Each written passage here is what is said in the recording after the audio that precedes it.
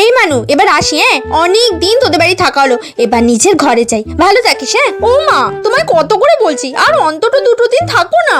না রে মা, আর থাকলে হবে না, অনেক দিন তোদের বাড়ি এসেছি, অনেক দিন থেকেছি, এবার নিজের ঘরে যাই। ওদিকে তোর বাবা কি করছে কে জানে। আরে তুই যে টোটোওয়ালাটাকে ডাকলি, সে কোথায় এখন? কখন আসবে? হ্যাঁ হ্যাঁ, ও মা, টোটোওয়ালা তো বলেছিল এখনো 1 ঘন্টা দেরি হবে। এদিকে ভালোই হয়েছে বলো, অন্তত আরো 1 ঘন্টা মা মেয়ে দুজনে মিলে গল্প করতে পারো, তোমার সঙ্গে অনেকটা সময় কাটাতে পারবো।